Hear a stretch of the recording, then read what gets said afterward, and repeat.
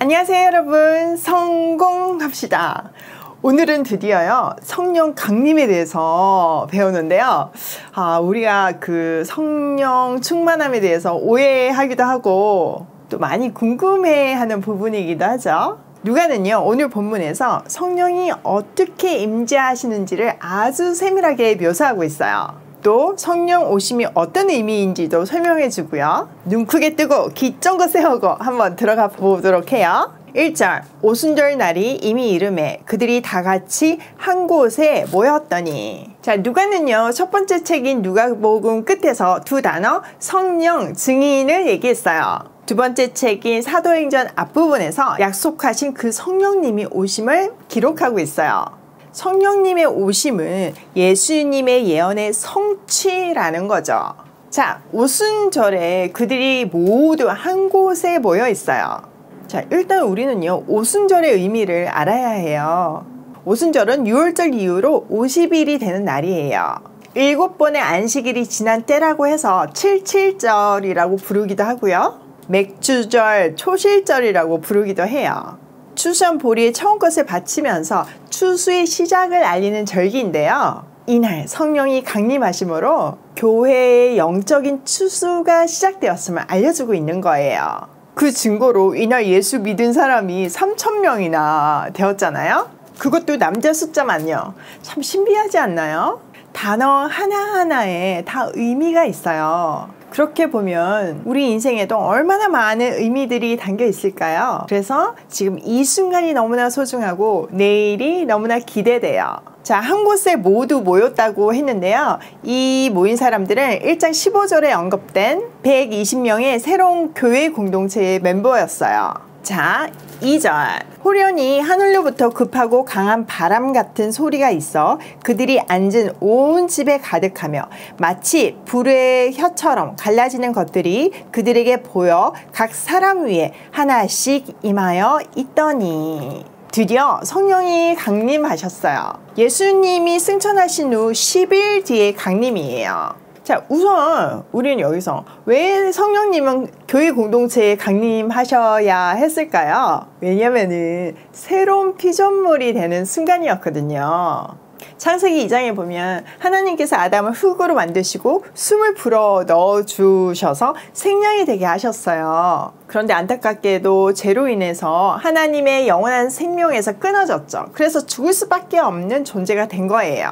다시 말하면 우리는요 육체적으로 지금 살아있을지 모르지만 하나님을 모르면 영적으로 죽어있는 상태예요. 그런데 하나님은 우리를 너무 사랑하셔서 그냥 죽게 내버려 둘 수가 없었던 거죠. 그래서 이름 모를 짐승을 죽여서 가죽 옷을 입히잖아요. 이것은 예수님의 대속의 죽음을 예표하는 거예요. 또 성령이 오실 것을 여러 구약의 선지자들을 통해서 말씀해 주셨어요. 모세, 이사야, 에스겔, 요엘, 또 예수님의 길을 예비하던 세례 요한도 얘기했죠. 물론 예수님도 여러 번 성령의 오심에 대해서 언급하셨어요. 드디어 모든 예언의 성취로 성령님이 오시는 거예요. 성령님은요 본래 어떤 사람한테만 오신 게 아니고요 모든 사람들에게 공개적으로 공적으로 오셨어요.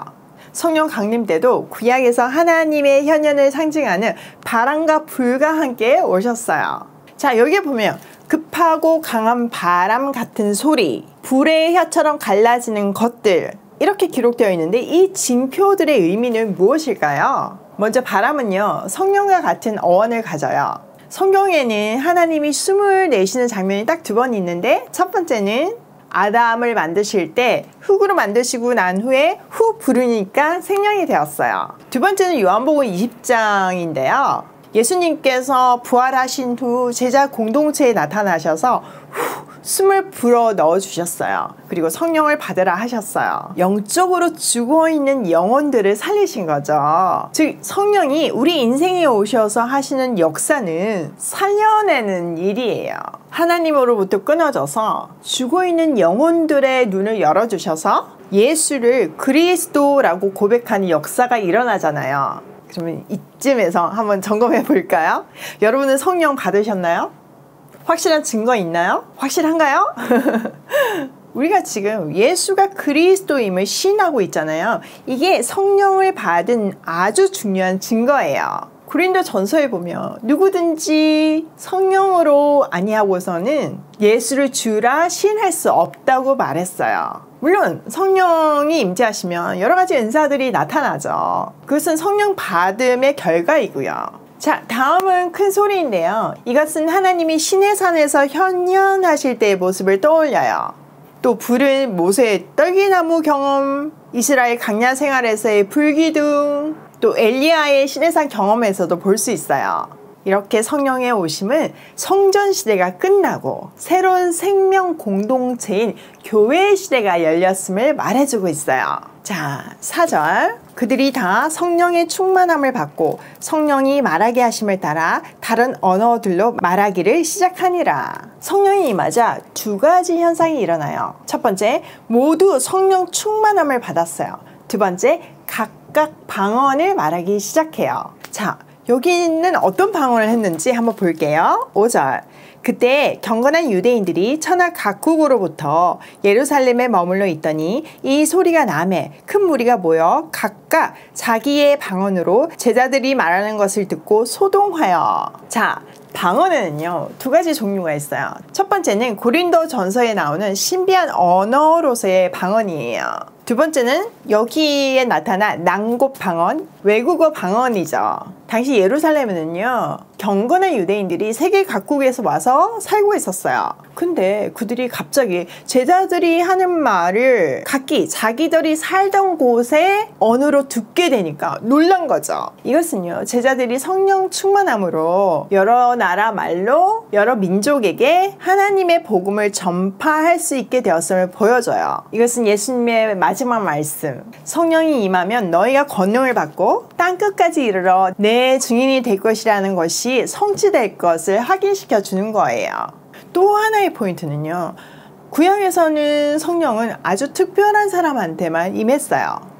또 임했다가 떠나기도 했어요.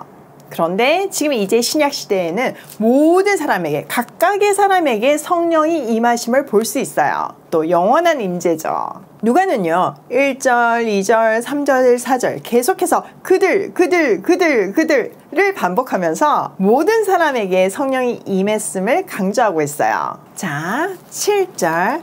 다 놀라 신기하게 여기 이르되 보라, 이 말을 하는 사람들이 다 갈릴리 사람이 아니냐. 우리 각 사람이 낭곱 방언으로 듣게 된 것이 어찌 됨이냐. 자, 여기 사람들이요 너무 신기해하면서 이 사람들 지금 갈릴리 사람들 아니요? 이렇게 얘기하잖아요. 이 표현에는요 갈릴리 사람들은 교육을 받지 못해서 외국어를 하지 못한다는 전제가 깔려 있어요. 그런데 갑자기 외국어를 샬랄랄라 하니까 어리둥절할 수밖에 없죠. 자, 9절. 우리는 바데인가 메데인가 엘람인가 또 메소포타미아 유대와 갑바도기아 본도와 아시아 부르기아와 밤빌리아 애굽과 및 구레네에 가까운 리비아 여러 지방에 사는 사람들과 로마로부터 온 나그네 곧 유대인가 유대교에 들어온 사람들과 그레데인가 아라비아인들이라 우리가 다 우리의 각 언어로 하나님의 큰 일을 말함을 듣는도다 하고. 자, 여기에 보면 오순절에 방문한 민족의 리스트가 나와요. 이 장면은요 창세기 11장을 떠올려요. 하나님을 대적해서 높이 탑을 쌓잖아요. 자기 이름을 높이기 위해서 탑을 쌓아요. 그런데 하나님은요 그들을 언어의 갈라짐으로 흩어버리세요. 큰 세력을 만들지 못하게 하세요. 그렇게 갈라진 민족들이 성령으로 다시 하나가 되게 하시는 위대한 장면이에요. 그들은요 각기 알아들을 수 있는 언어로 하나님의 큰 일을 들었어요. 그들이 비록 여전히 다른 언어를 사용하고 있지만 성령 안에서 막힌 담이 헐리고 하나가 된 것을 보여주고 있는 거예요. 또 누가는요 모두가 하나가 되는 이 장면을 통해서 창세기 11장에 하나님의 진노가 성령 강림으로 사라졌음을 보여주고 있어요. 이제 모든 인류는요 성령의 오심으로 새로운 공동체 하나님 나라를 이루게 되었어요. 이것은요 뒤에 요한계시록에 각 나라와 족속과 백성과 방언에서 셀 수 없는 무리가 나와서 어린 양의 보좌 앞에서 예배 드리는 장면을 예표하고 있어요. 또 사도 바울의 선교 지역이 다 여기에 명시된 곳이에요. 복음이 어떻게 퍼져나갈 것인지를 점을 찍어서 보여주고 있는 거죠. 자, 12절. 다 놀라며 당황하여 서로 이르되 이 어찌 된 일이냐 하며 또 어떤 이들은 조롱하여 이르되 그들이 세술에 취하였다 하더라. 성령 강림에 대해서 두 가지 반응이 기록되고 있어요. 사람들은요 놀래가지고 어쩔 줄을 몰라 했어요. 또 그 와중에 이 위대한 장면을 보고 조롱하는 무리도 있었어요. 성령의 오심을 깨달지도 못하고 회개하지도 않는 죄인의 모습이 그대로 드러나는 거죠. 그들이요 조롱하면서 세술에 취했다라고 표현해요. 세술은요 강한 술, 독한 술을 얘기해요. 우리는 이 표현을 통해서 성령의 강한 임재를 받은 사람들의 모습이 강한 술에 취한 것 같이 보였음을 알 수 있어요. 성령 강림을 통한 낭고 방언을 통해서 복음은 모든 민족에게 전해져야 함을 말하고 있어요. 이것이 지금 막 새로 시작하는 교회 공동체의 사명임을 알려주시는 거죠. 교회의 설립 목적은요 땅끝까지 가서 복음을 전하는 증인이 되는 거예요. 성령이 임하시면요 우리 가운데 기적이 일어나요. 우리 이미 경험했잖아요. 그런데요 그 기적 앞에서 놀라기만 하고 진짜 신기하다 이렇게만 얘기하면 안 되고요. 또 비아냥거리는 부류가 되지 않아야 해요. 자, 이 놀라운 성령 강림의 역사 뒤에 이어지는 본문이 바로 베드로의 설교예요. 그를 통해서 성령의 오심이 어떤 구속사적 의미를 갖고 있는지 풀이해 주세요. 그때 남자만 3,000명이 주께로 돌아오는 놀라운 역사가 임하잖아요. 성령은요 언제나 말씀을 매개체로 사람을 통해서 역사하세요. 부족한 우리를 통해서 하나님 나라 일을 하세요. 지금 이 말씀을 듣고 여러분의 가슴이 뜨거워지시나요? 바로 성령님이 여러분 가운데 임재하신다는 증거고요. 여러분과 함께 동력해서 땅끝까지 복음을 전하겠다는 사인이에요. 오늘도 내 가슴을 뜨겁게 뛰게 하시는 성령의 임재를 확인하며 그분과 동력하는 발걸음으로 고고싱해요.